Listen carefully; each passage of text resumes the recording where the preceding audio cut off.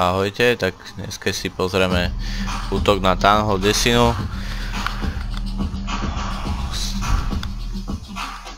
Vidíte, že útočník dal krásne 3 hviezdy. Začíname pekne s balónmi, 4 balóny na RDF. Zároveň ju zničia, zároveň vylakajú Clan Castle von pekne. To som nikdy nepochopil, prečo ľudia dávajú haty do rohov. Sice vám to možno niekedy zachrániť 1%, ale spoliehať sa na to je teda pekne blbosť, lebo v tomto prípade to bolo skôr na škodu, že to pomohlo.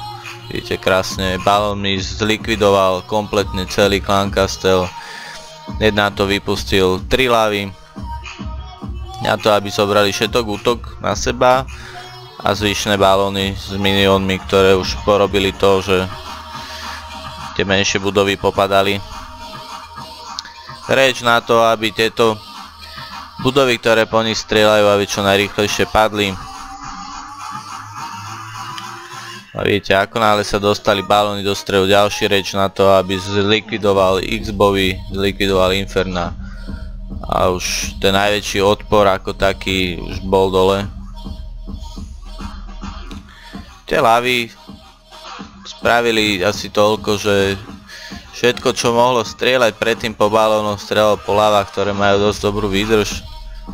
Verím tomu, že keď máte Town Hall desinu, tak už máte aspoň na nejakej 3. 4. úrovni a to už určite spraví dosť na to, aby ste vedeli poraziť takto supera. A musíme uznať, že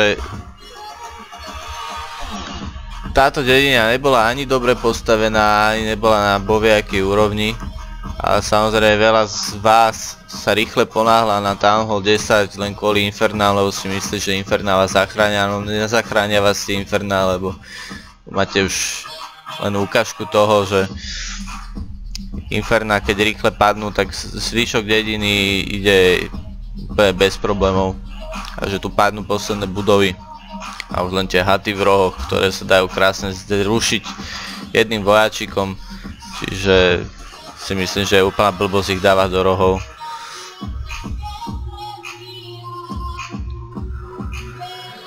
Takže pozrieme si potom, keď to skončí, aj s čím útočil, čiže vidíte 22 balónov, 10 miniónov, 3 lávy, King, Queena na desine, akurát ten rage spell mal na fullke.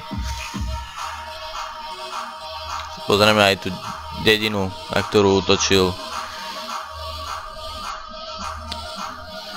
Vládu Town Hall 10, vidíte Inferna a X-bowy na leveli 1. Tie 2 X-bowy síce sú nastavení na zem, čiže možno by to vypadalo troška inakšie, keby boli na vzduch, no bo vie. A RDF má iba na leveli 5, ale vidíte aj tie ostatné kanóny a archerky, wizardy, tie sú úplne na slabej úrovni. Je veľký problém celého toho, že vlastne ľudia sa niekam ponáhľajú. Pozrieme si aj jeho druhý útok, lebo tiež bol v podstate podobný na Town Hall 9. Zase teraz sa už ani neunúval nejak zničiť Clan Castle, pekne vypustil rovno lávy a všetky balóny, vidíte zase rage na to, aby čo najrýchlejšie polikvidovali tie budovy, ktoré po nich strieľajú. Zase keď sa dostanú do stredu, ďalší rage na to, aby zlikvidovali tie X-bowy, ktoré tam strieľajú, ktoré môžu narobiť tú najväčšiu škodu asi. No. A tu už v podstate je rozhodnuté, tam už je len jedna RDF, ktorá teraz momentálne padne a potom jeden Archer Tower, 2, 1 už len. Takže v podstate vojna vyhratá. Zase vidíte haty v rohoch, zase zbytočnosť. Jeden had zlikviduje Archerka, druhý had zlikvidujú tie ohne, čo zostali z lávy. A vôbec sa nikoho nejako nezdržalo. Keby boli tie haty niekde bližšie pri budove, tak zase je to výhoda v tom, že zoberú na seba útok a tým pádom obrana môže dlhšie strieľať. Si ešte ukážeme vojnu, jak dopadla, 60 hviezd, plný počet.